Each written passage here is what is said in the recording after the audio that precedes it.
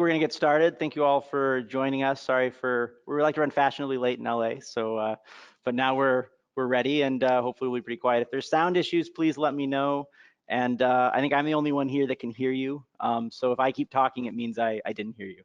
I'm Danny Akiem, and I'm here from the LA office, and we're going to be talking a little bit about long cantilevers and long span buildings. There's some projects I've worked on in the past that we were putting together images from for some proposals and pursuits, and as we were talking to clients about ways of doing extreme things, and thought it would be good to share with other people in the company about some different approaches to unusual projects. We're focusing on unusual structures with unusual load paths, and really trying to, open up what processes we use and how we go about engineering and supporting those, even when there's not an immediately obvious support mechanism.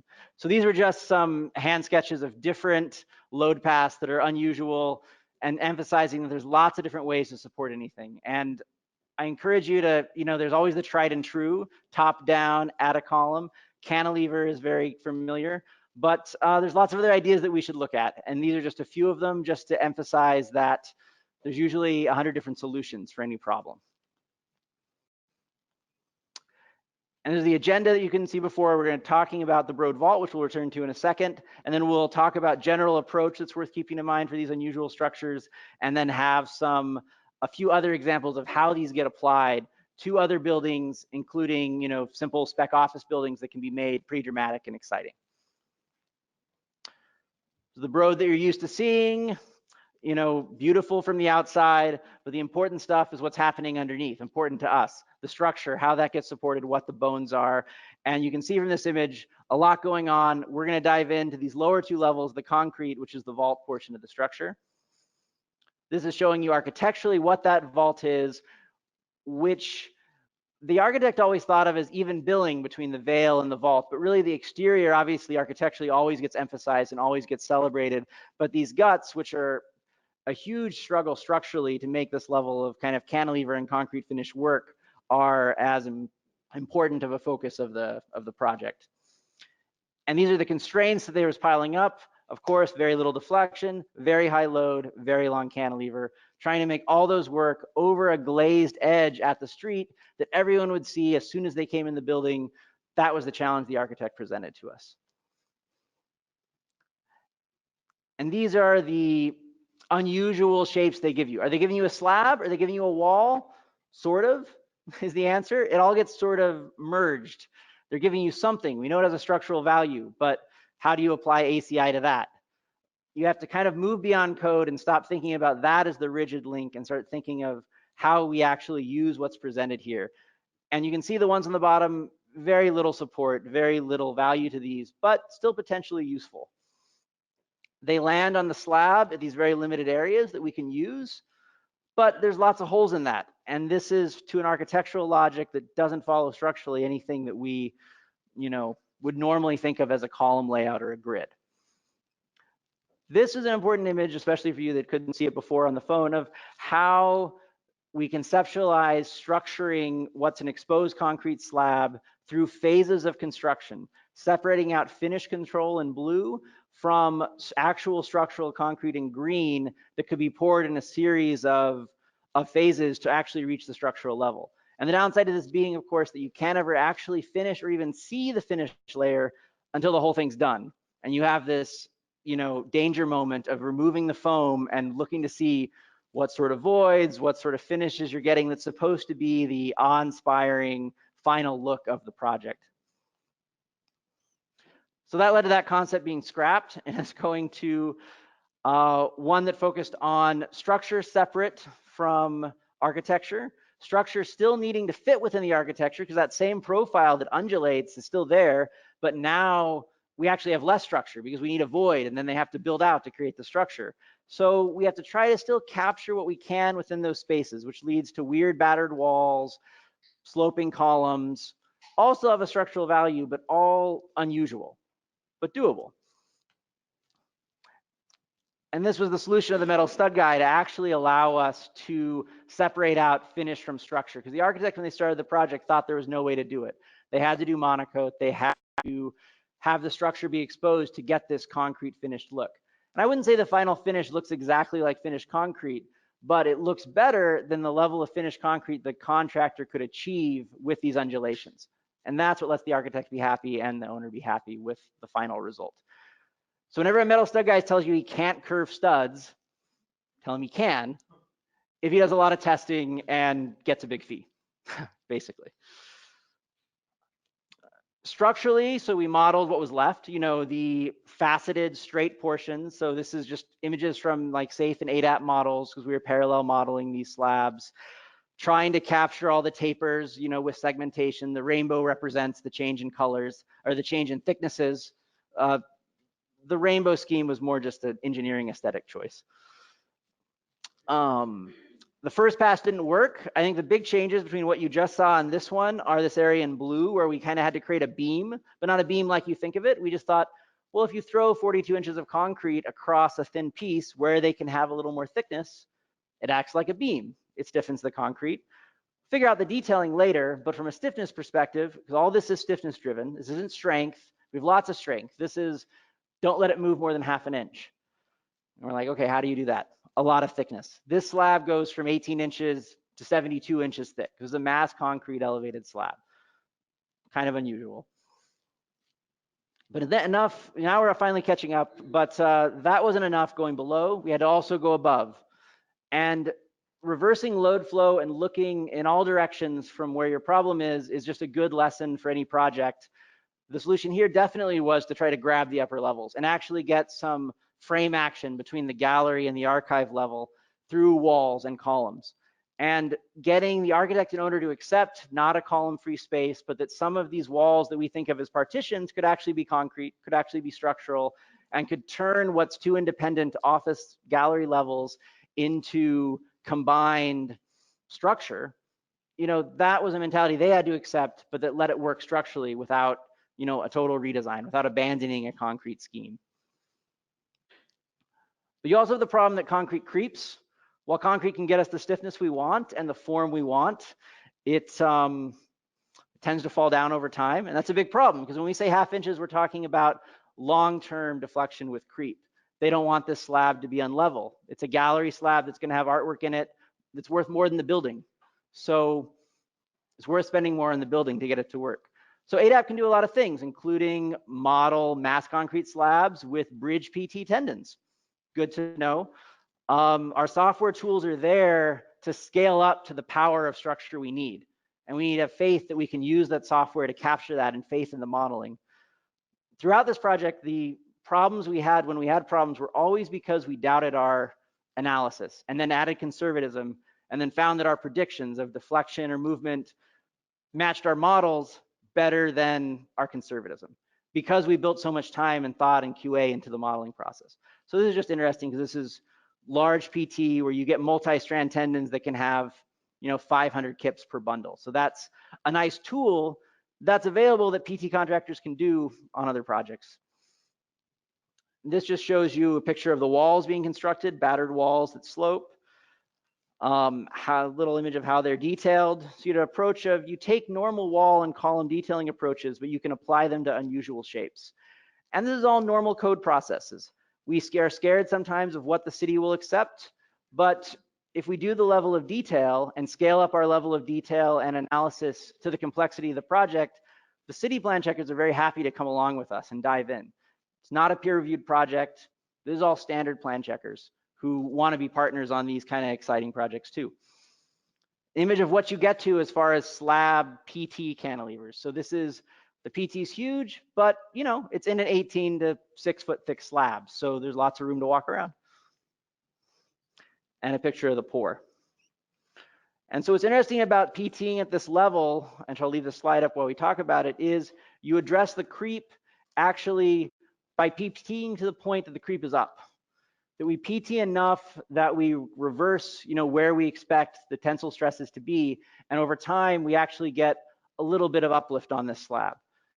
One of the reasons we could go with concrete on a long cantilever and address creep issues without, having to just abandon it and go to steel, which is useful for engineers to think about. Okay, so these are notable tools. And these are not the most important things to take away. The most important takeaways are the approach, but the tools are worth noting.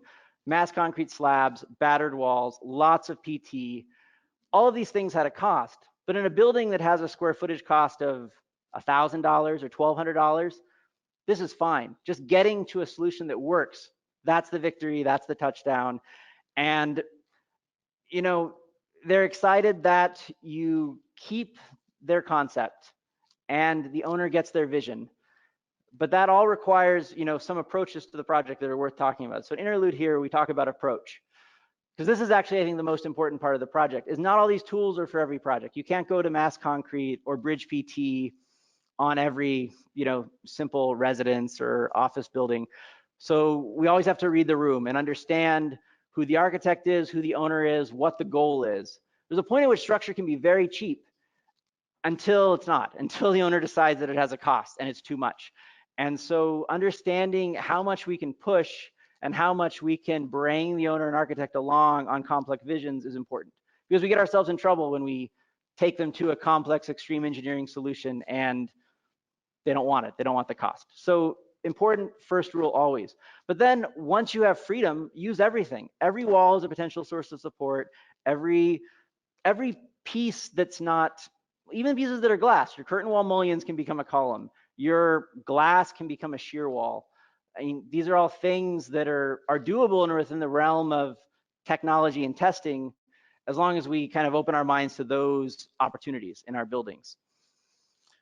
And most of all, I just emphasize the last one is to be inspired by the architecture. The architect loves when your approach follows their approach. When they have a spine through their project and that spine is your column, the structure is logic is emphasizing the architectural logic and the design reaches a harmony. That's something that's always compelling to an architect, always compelling to an owner. And if you're an architecturally minded structural engineer, compelling to you too. So understanding the architectural vision, like on this project, really critical. And then Cecil Balmond is a good one to read for more about that. So from the Broad, we went and worked on this spec office project, just a simple project out in Playa Vista that they wanted to, you know, move whole planes past each other. And we said, okay, that's a problem. How do you get whole bays of movement at, you know, the economics of a speculative office, you know, to work? And we went back to the same kind of logic actually that we used on the Broad, which is you go up. So we can't have columns, we can't have struts, but we have multiple levels. That's great. We have a story truss. You can do huge cantilevers when it's not really a cantilever. It looks like it goes 36 feet, but in reality, the depth of that cantilever is almost 36 feet. It's 1-to-1. That's not that aggressive. But standing below this while you're in line, you know, to get food at a topping out party, it looks like a crazy cantilever.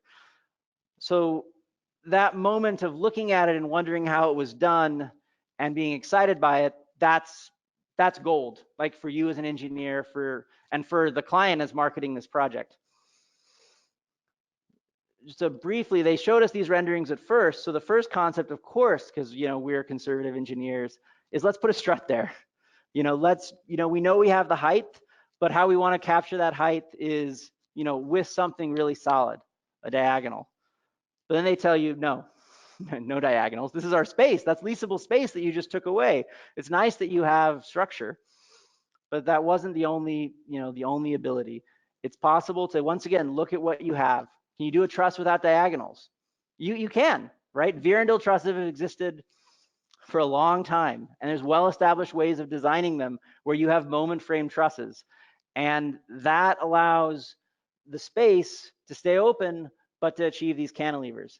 Not that there's no cost. I mean, you see beams. I'm pointing, you can't see me on the camera, but you still have beams. You still have to accept some coordination with the architect about how to make this work. It's not a true flat plate, but the sacrifices they make are pretty simple and pretty within the realm of what is doable. And then once again, we PT it to eliminate any creep.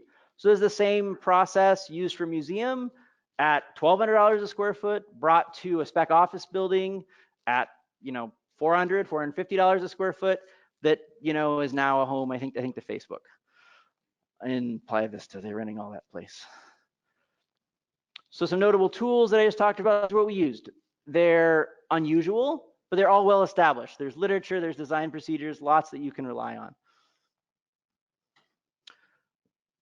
another quick tool we're going to talk about, which is preloading for a lot of these cantilevers. So we'll return to the Broad for a second, because this is again where we developed this methodology, which is there's a long span roof. You never see it like this if you go there to the gallery, because there's art walls everywhere. But the structural space is a clear span 190 feet across with no solid roof, because there's skylights and natural light everywhere. Okay, that's cool, but that's a challenge structurally, right?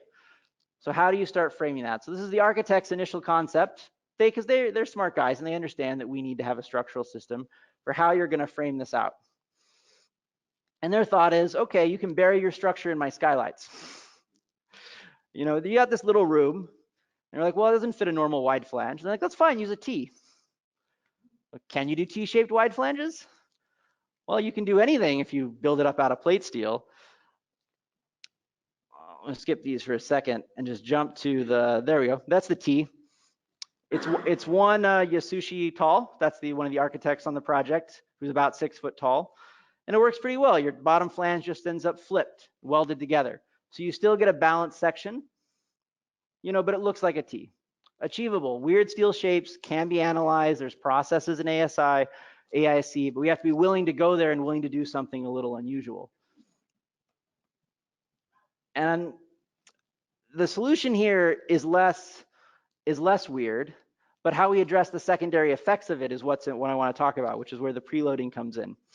This is a plate girder that cantilevers, just like the floor below it, you know, about 40 feet. And they support, you know, another big plate girder at the end that cantilevers 190 feet.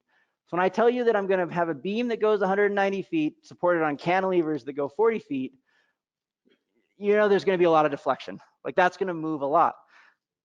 And this is exactly what we see. The big problem with this wasn't getting these plate girders to work, wasn't getting it to pencil out for strength, but was how you address the fact that as they put the roof on, the whole thing wants to drop 18 inches, which, you know, normally we think of 2 to 3 inches as being a lot of deflection, but 18 inches is giant. And it's enough that as you start hanging things, you actually start destroying all the finish joints, because there's not enough flex in all the pieces you're hanging from a roof to let it move that much. So how do we address it? Well, we can camber it. We all know about camber, and you can camber at any level. You can camber 18 inches. They're building this out of plate steel. That's great. So we definitely did that. But then you still face the problem of how do you control that amount of movement during an installation process? So like when we were talking about the cantilever in the vault, how they're going to build it and what their process is, critical part of the discussion. And so we had a concept. You're going to preload it. However much the roof weighs, you're going to pull down that amount. And then as you load the roof, the preloading will just go down and magically the structure will stay flat. And this is literally the description of the contractor and the sketch. I think they looked at us and said, yeah, right. How's that going to work? And what it took here was a fabricator willing to partner and figure out how to work through all these issues. How do you preload a roof? And turns out the answer is with really giant cables. That there is, sorry guys, I didn't realize these were blocking you guys the whole time. These are giant turnbuckles, you know, that go up 30 feet and that they can pull down on with 70,000 pounds that are embedded in your slab. You just need ship rigging hardware. It's no problem. But obviously unusual, a lot of coordination, requires a lot of buy-in. But conceptually totally works, and practice definitely works. You pull down, as you load the roof, the tension in the cable automatically releases and the roof stays in place. So you can build a structure that doesn't move while you're building it, while you're putting big loads on it. And that worked out well to allow these finishes to be installed with not a crazy premium, as we'll see in a second. Okay, so another view of the preloading cables hanging on the end of the museum. So we're pulling down a cantilever off of another cantilever, you know, while they install the roof. And then you know you can remove the cables when they just go slack. So it actually becomes a not inelegant solution for large deflections in cantilevers. So the first tools aren't that complicated. Heavy steel shapes, you know, some fixity at the ends.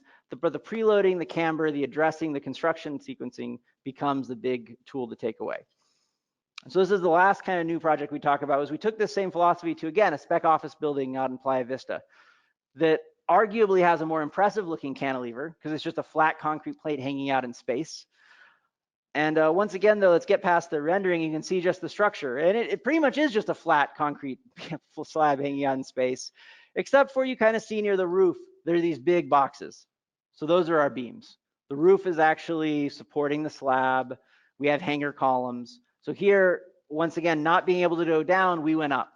Not wanting to have big columns in the space, we said, fine, we'll just have upturned beams.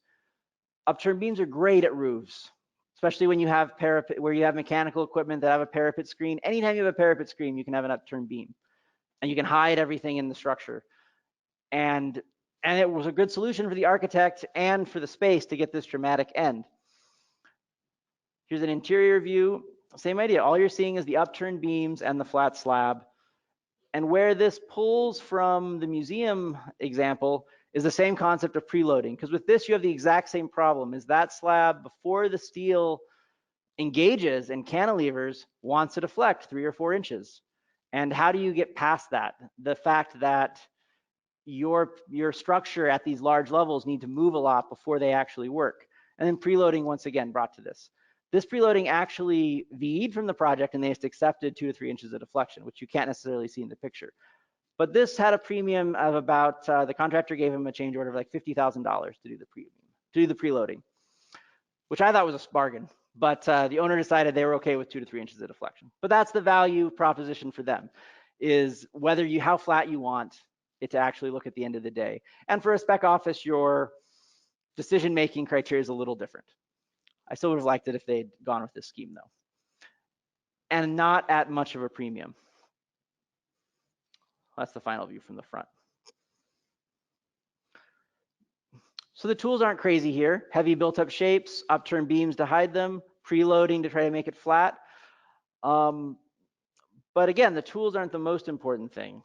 I want to talk about, these are all the tools we've talked about over the course of talking about these projects, which are all really useful. But the most important takeaway, I think, is still the approach, which is that it's nice to get to do some of these skill building projects, like when you work on a museum, to like learn these weird things and try them out. But they have to work on lots of different projects.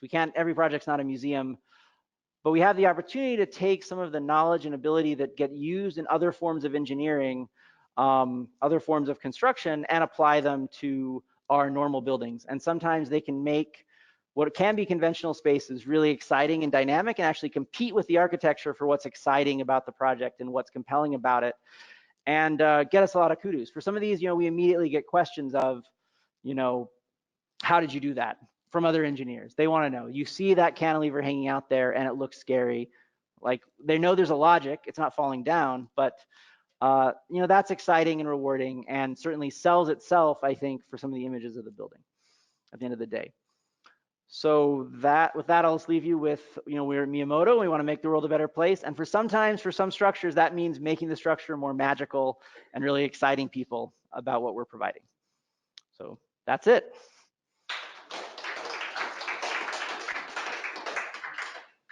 Thank you all for bearing with us through lots of technical difficulties on the phone. I guess I managed to not totally go through all your lunch. So if there's anything you want to talk about the projects, we can talk or answer questions while if anyone's still listening over there.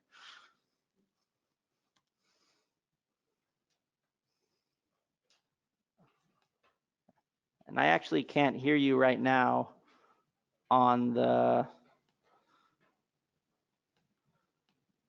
call. Yeah, go for it, Kit.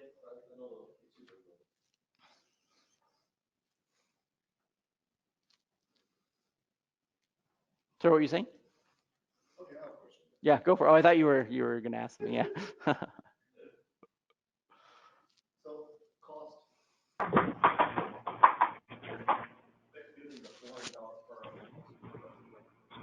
I think that's what that one was out there. Yeah, it's just concrete flat plate. Then they finish it out. The tenant does a new fit out that is, they add additional hundreds of dollars a square foot. So they're not the lowest end spec office, but these are creative office, Implia Vista for tech companies. So there are a premium there they're still willing to pay.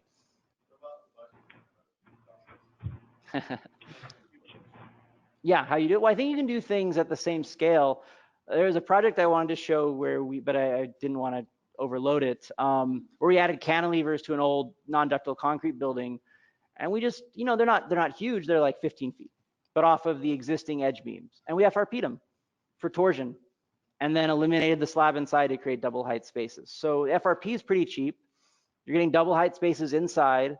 So the drama comes from a cantilever with no backspan, and your structural work is just normal, steel beams, metal deck, very cheap, FRP, very cheap.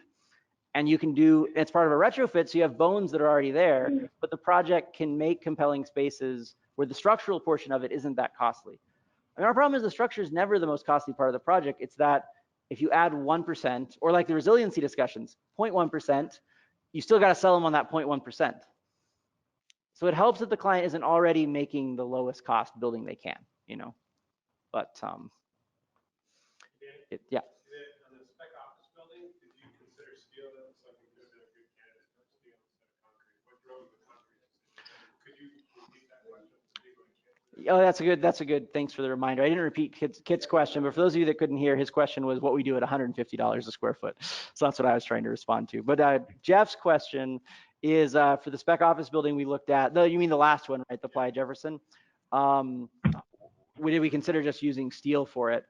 And I think the answer with that is we did, for sure. I mean, the first time we looked at it, we were like, what if we just do a steel cantilever?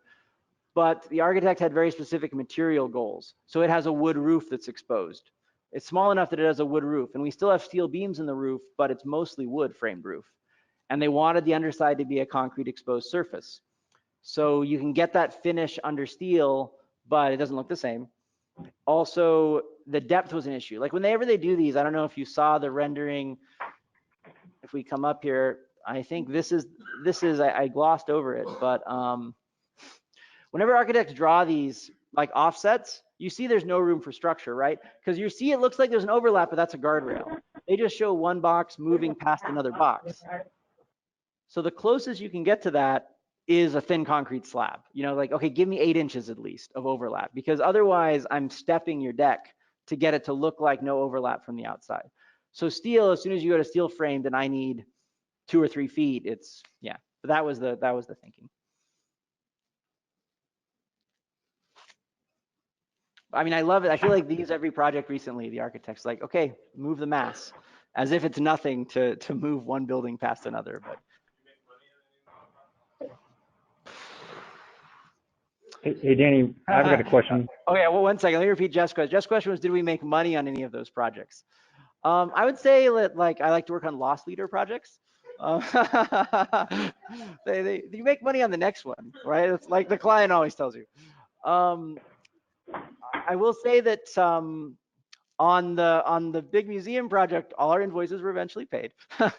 So yes, at the end of the day, but it did, you have to hold it for years, right, as you argue over stuff. But it's yeah, the money making, it works best when it's a limited aspect of the project and it's understood. So okay, you just want to do this big cantilever and you want it to show nothing underneath. That wasn't on any of the initial project brief. Let's talk about what the premium is to actually design that, and then you can have a discussion. When you're on a museum project and every single piece is high design, they just tell you, well, you knew you were working on a museum. And so it can become acrimonious pretty quickly. So I think you have to know what you're getting into a little bit with some of these projects at the extreme end. For most projects though, when it's a limited component, I think, we can talk to clients about what service we're providing and how we're making it work. Because the analysis that goes into these and the time is just, it goes off the chart really quickly.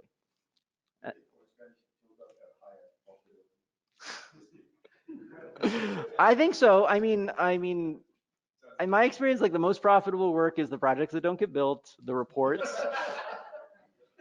No, yeah, if you a project that's done in DD, great. Probably true. There's no way.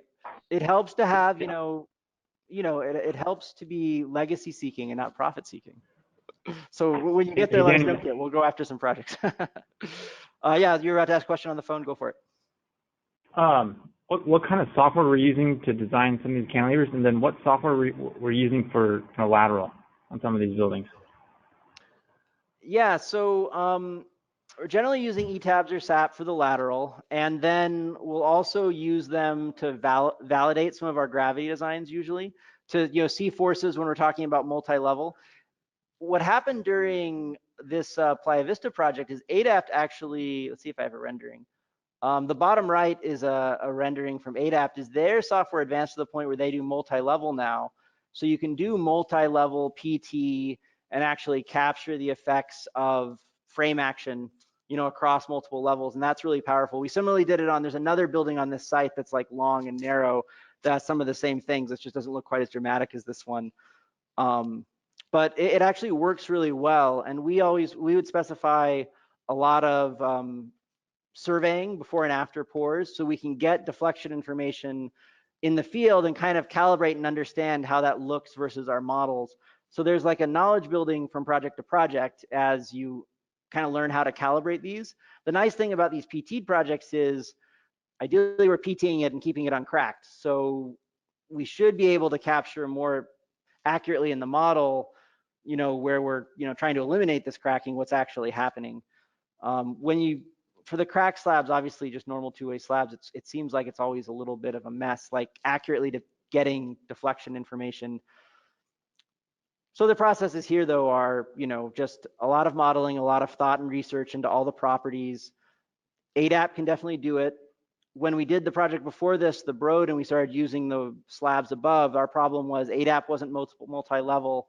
And so we actually post-processed in Excel to do deformation compatibility between the slabs. But I hope no one ever has to do that again, because that's a silly process of before our models are 3D. But now there's good modeling software that's 3D. So no one needs to learn how to do that in Excel anymore.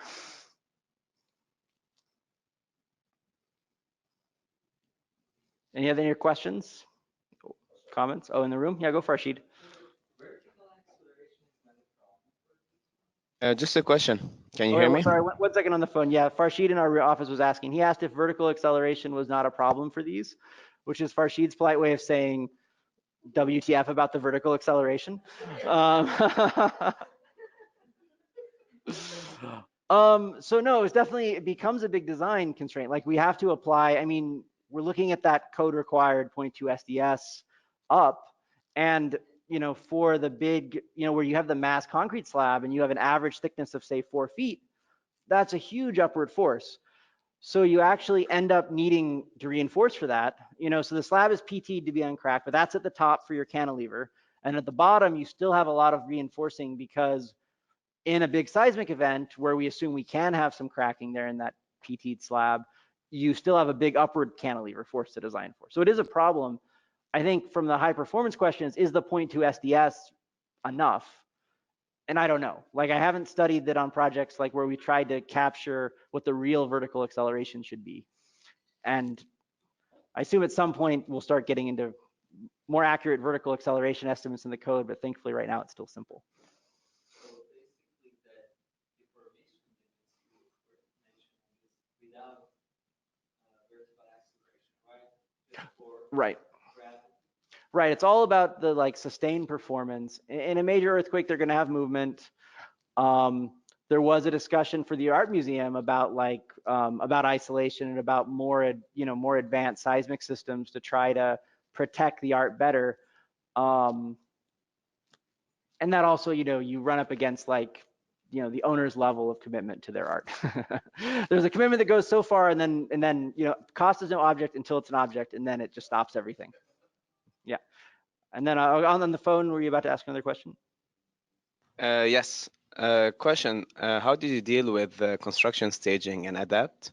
Did you deal with it? And you were talking about some long spans. So did you have push strips for the post tension?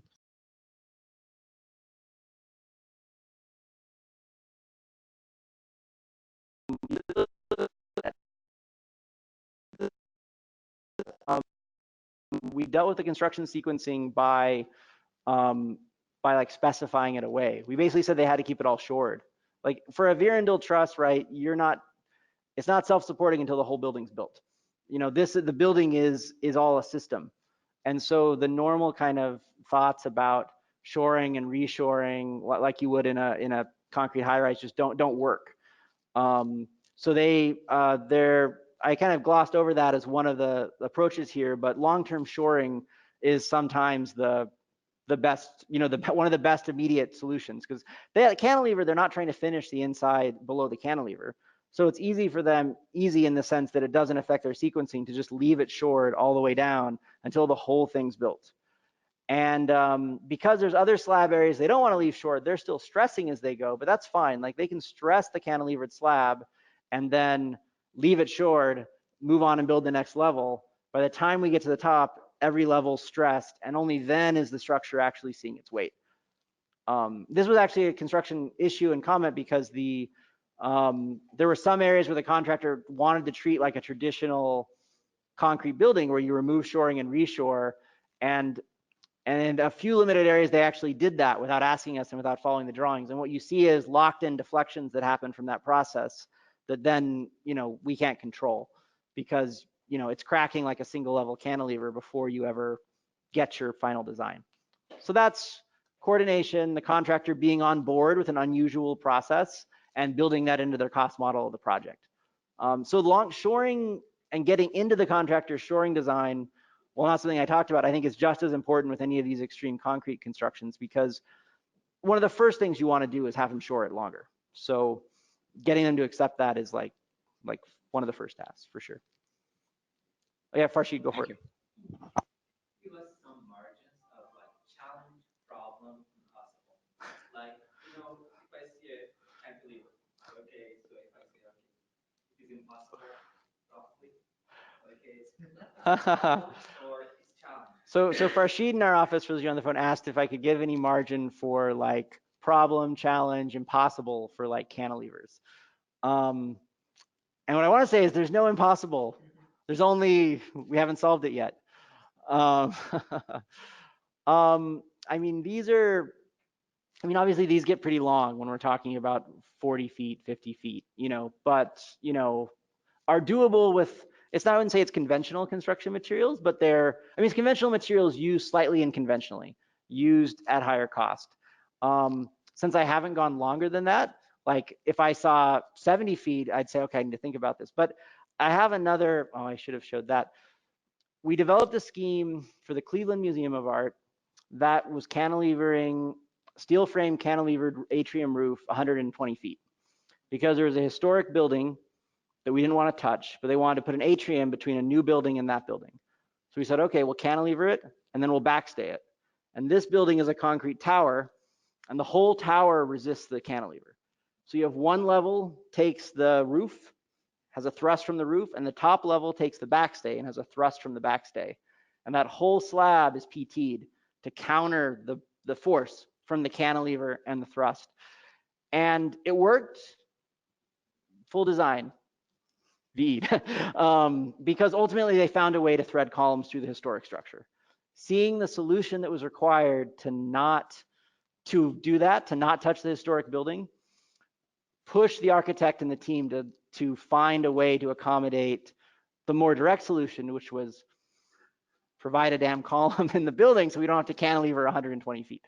And that scheme wasn't built, so it's less exciting to show, but the renderings are pretty cool because it's this curved truss that goes, that's actually the trusses from the very first picture. This was, I didn't talk about this project, but this is at the Cleveland Museum of Art in Ohio.